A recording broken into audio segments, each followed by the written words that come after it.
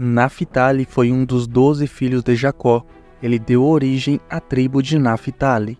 Essa tribo ficou conhecida pela fertilidade de suas terras. Nenhuma das outras tribos de Israel receberam terras mais formosas do que Naphtali.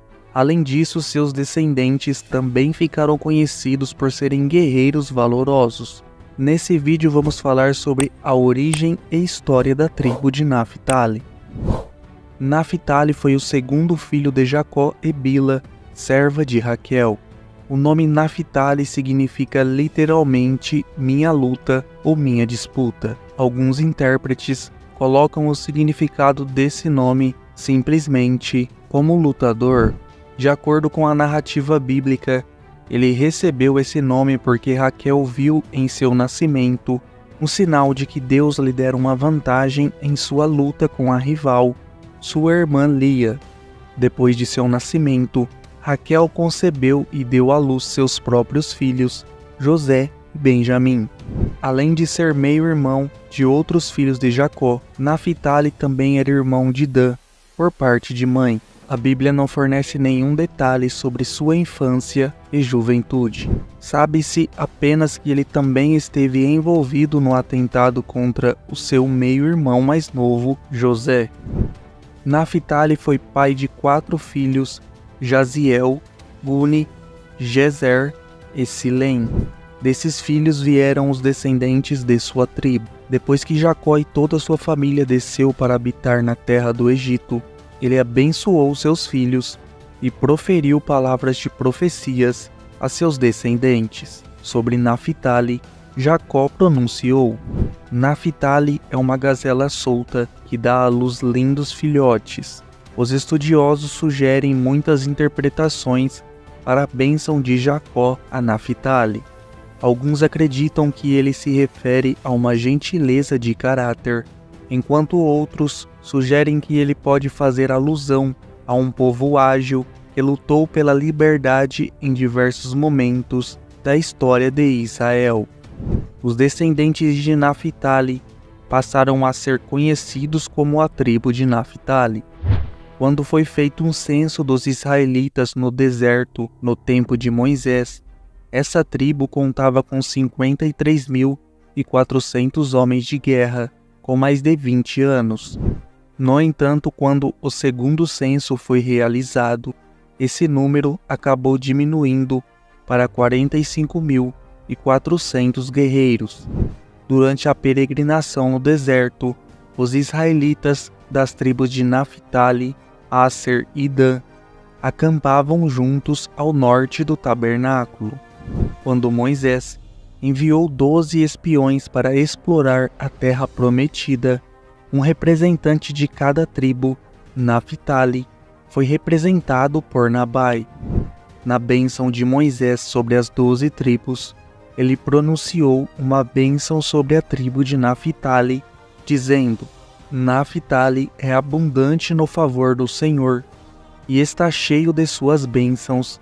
Ele herdará o sul até o lago. Após Moisés falecer, Josué liderou as 12 tribos em guerras para conquistar e estabelecer-se na terra prometida.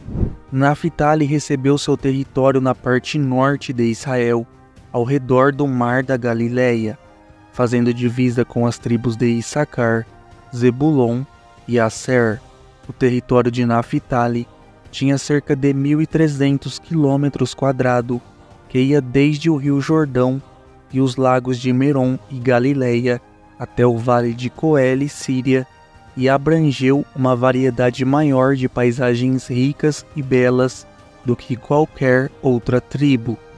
Também havia 19 cidades fortificadas, dentre as quais estavam Zidim, Zer, Ramate, Recate, Kinerete, Adamá, Ramá, Quedes, Edrei, En-Hazor, Irom, Migdal-El, Orem, Bet-Anate, Bet-Semes e Azor, que sem dúvida era a cidade mais importante. Uma das cidades mais importantes da tribo era Quedes, que deu o nome à região conhecida como Galileia.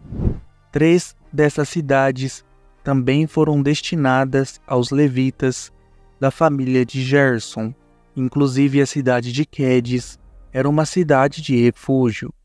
Muitos estrangeiros se instalaram nas montanhas dessa região e por isso ela ficou conhecida como Galiléia dos Gentios. A parte sul de Naftali era chamada de Jardim da Palestina devido à sua fertilidade excepcional.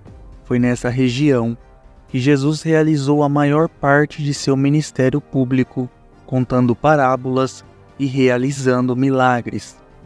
Naftali conquistou a região com sucesso, porém não conseguiu expulsar os cananeus das cidades de Bet-Anate e Bet-Semes, mas pelo menos conseguiu subjugá-los a fazer trabalhos forçados. No tempo dos juízes, essa tribo teve um papel importante na luta contra Jabim, o rei cananeu que exerceu domínio sobre os israelitas. Baraque, o guerreiro hebreu e filho de Abinoão de Quedes, em Naftali, foi chamado por Débora, a juíza e profetisa, para liderar as tribos de Zebulon e Naftali contra as forças cananeias de Hazor.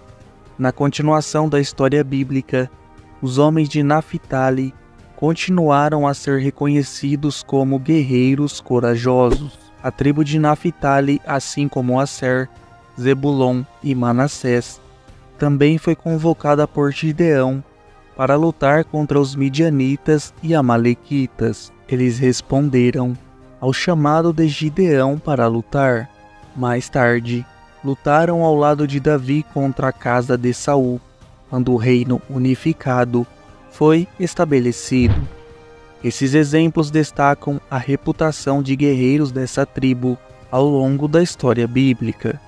Localizada na fronteira norte de Israel, Naftali sempre esteve vulnerável durante os tempos de guerra.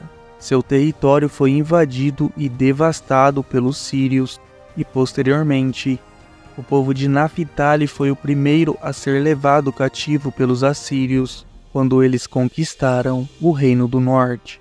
No entanto, o profeta Isaías profetizou que essa terra humilhada seria honrada e que a luz brilharia para aqueles que caminhavam nas trevas. Essa profecia foi cumprida quando Jesus Cristo estabeleceu seu ministério na Galiléia, onde ficavam as cidades que pertenciam à tribo de Naftali. Isso mostra como a mensagem de Isaías teve um impacto significativo e se tornou realidade na época de Jesus.